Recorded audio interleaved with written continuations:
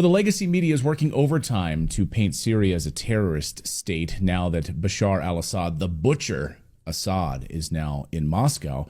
Now we're seeing reports from legacy media about mass graves and the brutal torturing from Bashar al-Assad in prisons. We showed you the fake story from CNN, which has now been debunked. But now the story of mass graves has emerged. The butcher Assad was at it once again. Is this truth, or is this legacy media spinning propaganda?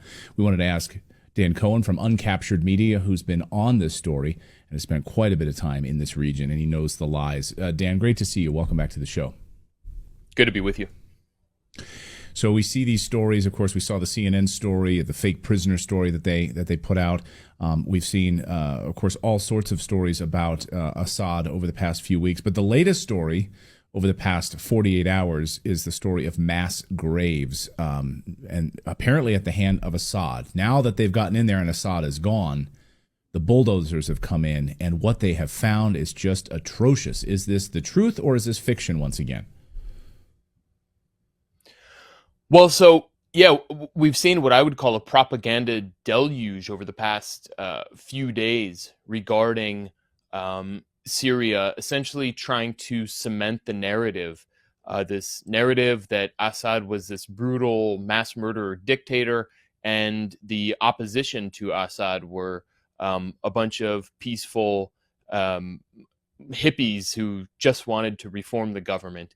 And the reality is that Syria was subjected to a 14-year dirty war.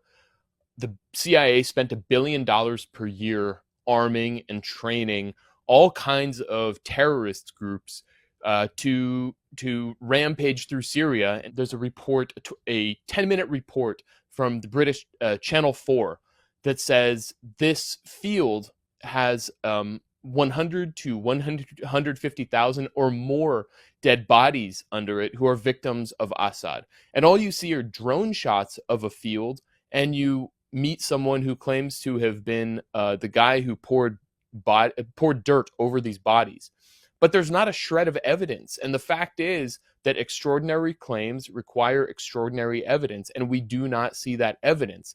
And so what we're seeing in the media is this hyper focus on these alleged mass graves with these sensationalist headlines, and the evidence is not there to match it up. So I think what we're going to see in the coming days is skeletons being exhumed, but the media is not going to bother to ask, hey, who are these people that were killed? How were they killed? Which side were they on? Anything like that. It is just going to be, this is all because of Bashar al-Assad. And it's also being used to normalize and whitewash the genocide that the West is supporting in Gaza, which Gaza is the world's largest mass grave. It's a mass grave in which there are still living people. There are walking dead waiting to be killed in this mass grave. But the media, the Eye of Sauron, has totally turned towards Syria with these sensationalist headlines.